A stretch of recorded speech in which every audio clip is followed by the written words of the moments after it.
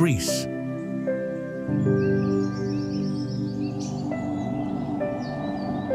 A country stitched together out of rock,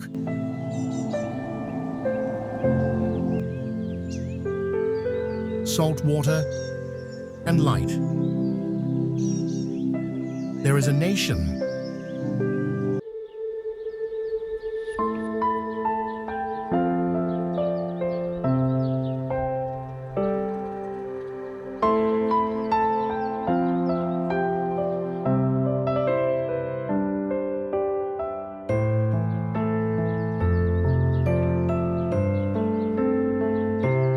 where the sea does not simply border the land, it interrupts it again and again, breaking one coastline into 6,000 islands, only a few hundred of which anyone actually calls home. Nearly 4/5 of the country is mountain, and for centuries, that geography kept one valley from ever quite becoming like the next. Crete does not resemble the Peloponnese. The islands do not resemble the north. And yet a single language, spoken almost unbroken for 3,000 years, still holds every one of these differences together. What fills a Greek afternoon is not history, though. It is a coffee left half-finished for 2 hours, a chair turned toward the square, and a cat asleep beneath the table, because in Greece, no one asks a cat to move. Add to that the olive oil poured over almost everything, more of it consumed here per person than anywhere else on Earth, and a picture starts to form, a country that runs on patience, not urgency. Adding up every one of those 6,000 islands and every mainland inlet, Greece holds more coastline than Italy, Spain, and France combined. 14,000 kilometers of it, or about 8,700 miles. To understand where all of this began, you first have to climb a single hill in the middle of a city that never quite sleeps.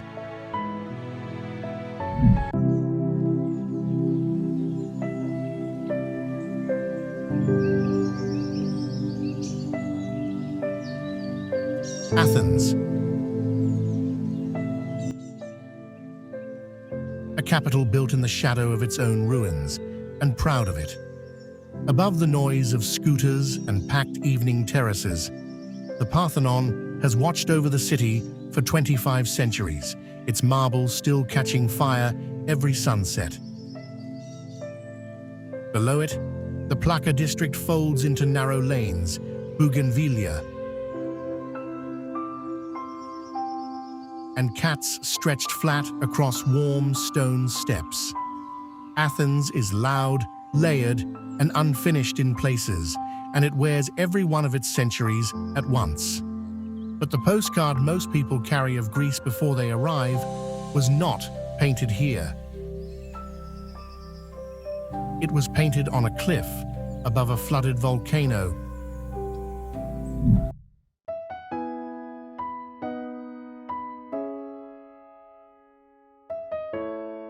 Santorini white walls, blue domes, and a drop so sudden it takes your breath away. Santorini is the broken rim of an ancient volcano that swallowed its own center, leaving only this curved crescent behind. Every evening in the village of Oia, crowds gather an hour early and fall silent right as the sun touches the water.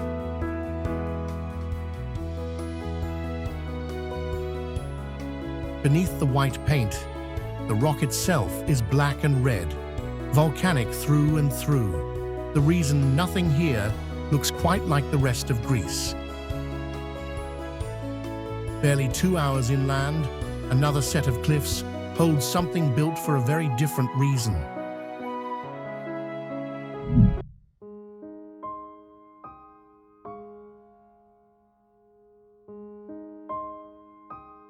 Meteora stone towers rising straight out of flat farmland, with no warning at all. And on top of them, monasteries that seem impossible to reach. Meteora means hanging in the air, and for centuries, monks climbed here only inside rope nets, hauled up by hand. 6 monasteries still stand today, candle smoke and dark frescoes behind sheer stone drops. Every stone in their walls carried up the same difficult way. Not every sacred site in Greece sat on a cliff, though. One of the most important sat on a mountainside instead and answered questions.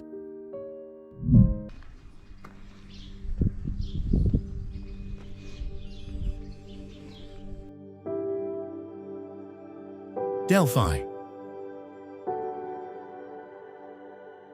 For the ancient world, this exact spot was considered the center of everything.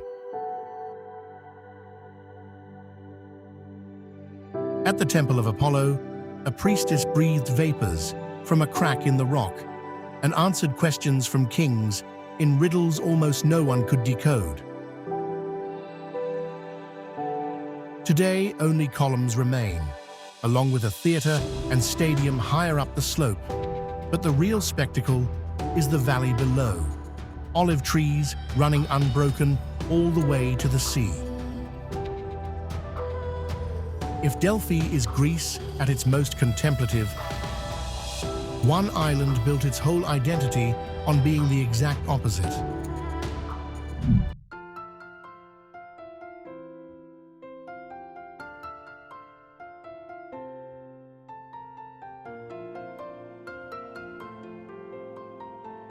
Mykonos. You hear the island before the ferry even docks. Mykonos has spent 6 decades earning its reputation as Greece's party island, and its town is a genuine maze.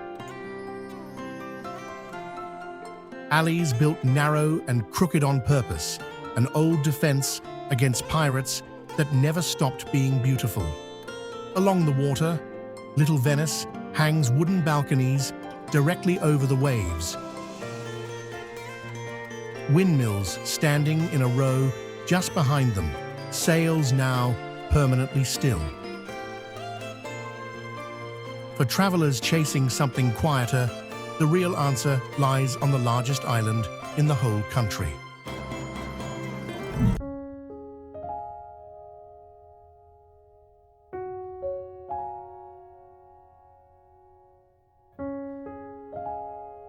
Crete, less an island, more a country of its own. Mountains capped in winter snow, deep gorges, and real working cities fill its interior. At Knossos, a 4,000-year-old Minoan palace, red columns and dolphin frescoes, gave rise to the myth of the labyrinth. The Samaria Gorge cuts 16 kilometers through limestone, about 10 miles, narrowing at one point to barely 3 meters across, roughly 10 feet. At Elafonisi, the lagoon turns the sea almost pink, and near Elunda, the fortress isle of Spinalonga once held Europe's last leper colony. Sealed off from the mainland until 1957, east across the Aegean, one island was shaped by hands that were not originally Greek at all.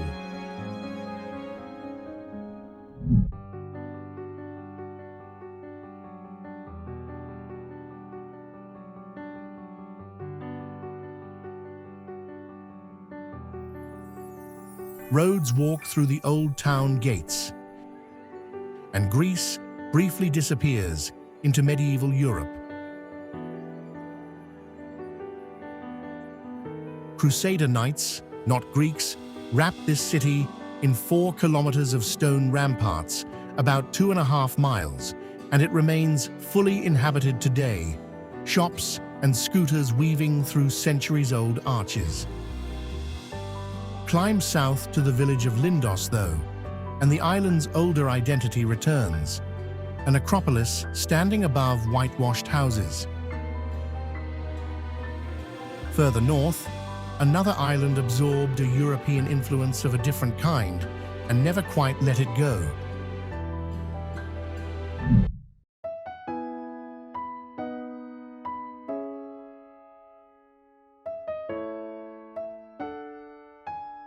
Corfu. From the water, Corfu looks less like Greece and more like it drifted over from Venice. Centuries of Venetian rule left pastel palazzos and arched colonnades, while the British occupation that followed left behind a cricket pitch still in use beneath the old fortress walls. 2 Venetian citadels guard the harbor from opposite sides, and millions of olive trees roll across the hills behind them. Heading south along the same chain of islands, the story turns from architecture to shipwreck.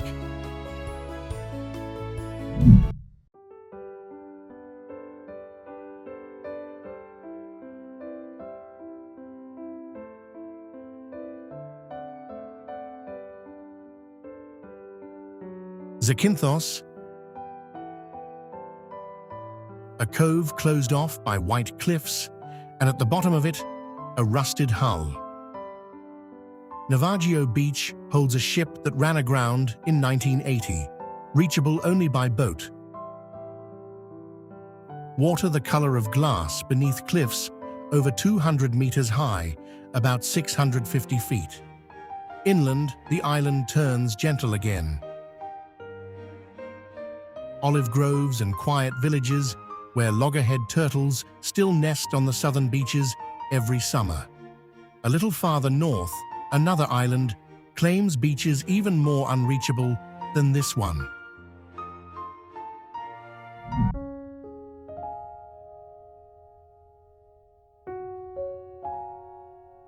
Lefkada attached to the mainland by a bridge, so you arrive by car, not by ferry.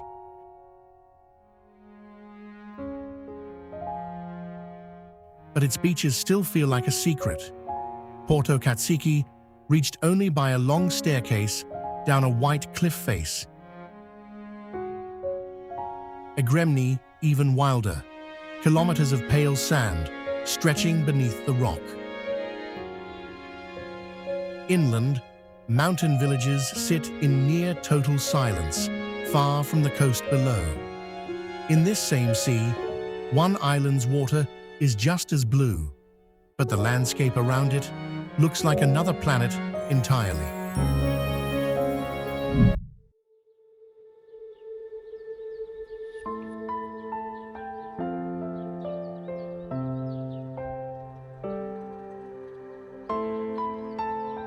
Milos rock that looks poured rather than carved. At Sarakiniko, there is no sand at all. Only smooth volcanic white stone dropping straight into water so blue it looks unreal. The whole island shifts color bay to bay, streaked red, yellow, and gray, depending on the minerals in the rock. Boathouse doors painted directly onto the stone itself. Not far away, another island offers the same white and blue, with a few more alleys to lose yourself in.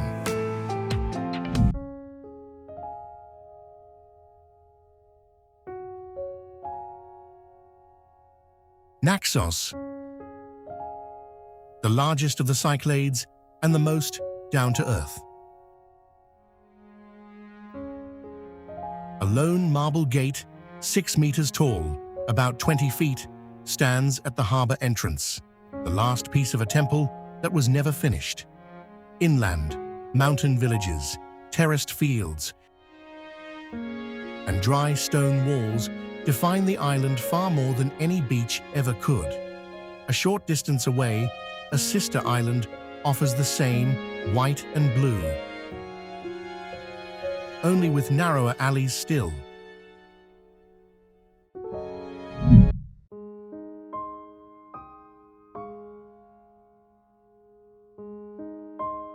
Paros alleys, whitewashed with lime, so narrow the houses almost touch. At Naousa, colorful fishing boats tie up beside the remains of a half-submerged castle. Paros marble, the purest of the ancient world, was quarried right here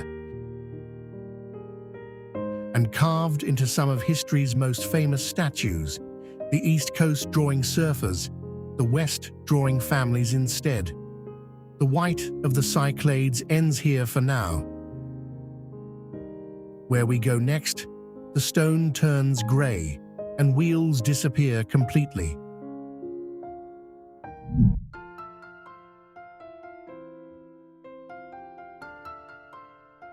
Mycenae walls,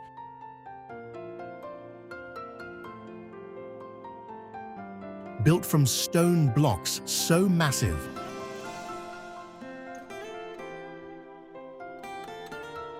the ancient Greeks assumed only giants could have lifted them and called them Cyclopean.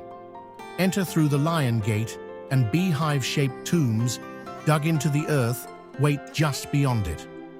This stone was built for one clear purpose: to keep the outside world firmly out. A little farther east, the same kind of stone was shaped to let the world in instead.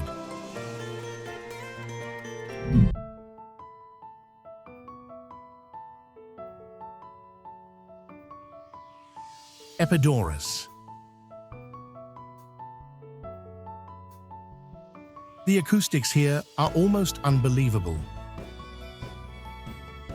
From the very last row, row 55, you can clearly hear someone tear a simple sheet of paper at the center of the stage. No trick involved, just geometry. The hillside slope and limestone steps filter out every sound except the human voice.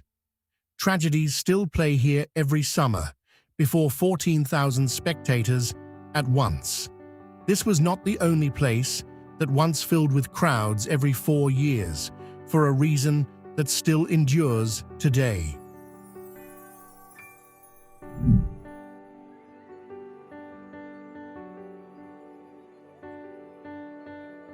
Monasteries. The name means single entrance, and it is exactly that, nothing more. One road, one bridge, one gate. From the sea, you see only a giant grey boulder, the entire town hidden entirely on its far side, facing the open water beyond.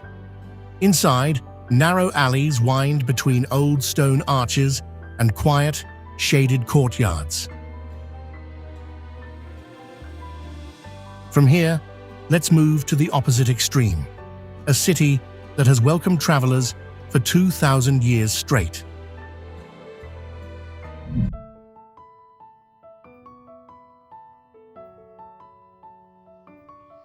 Thessaloniki, Greece's second city, and nothing at all like Athens.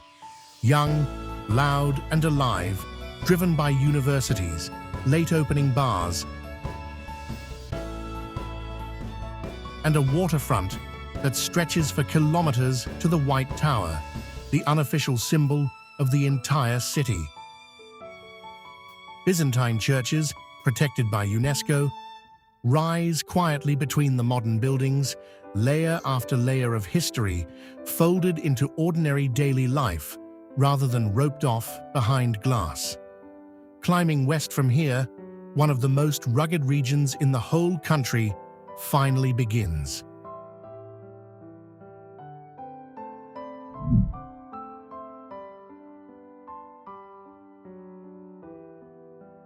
Epirus high mountains,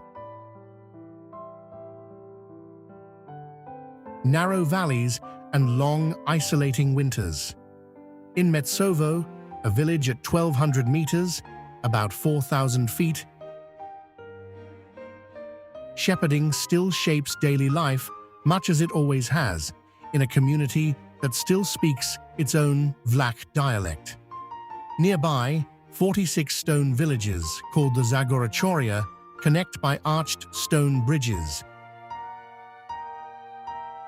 framing the Vikos Gorge, carved 900 meters deep, roughly 3,000 feet, straight into solid limestone rock. Geography isolates people here. But one Greek peninsula chooses its isolation on purpose and enforces it by law.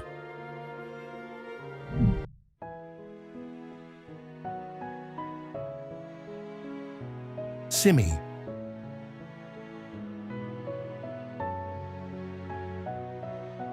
Arriving by boat,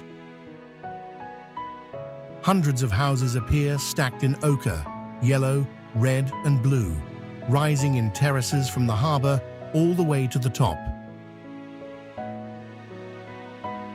The colors trace back to old sponge diving wealth, neo-classical mansions built specifically to be seen from the water below. A staircase of roughly 500 steps still climbs to the highest houses, quiet now, left exactly as they were. One final island was preserved for the opposite reason entirely, because almost no one could ever reach it. Beyond this island, Greece ends for now. New coastlines, new silences, continue on past the horizon, waiting. Every place on this journey, the temples, the cliffs, the whitewashed lanes, was shaped by the same two forces: the mountains that once isolated it, and the sea that eventually connected it back to the rest of the world. But this is where our journey stops. A new one is already waiting. Thank you for watching.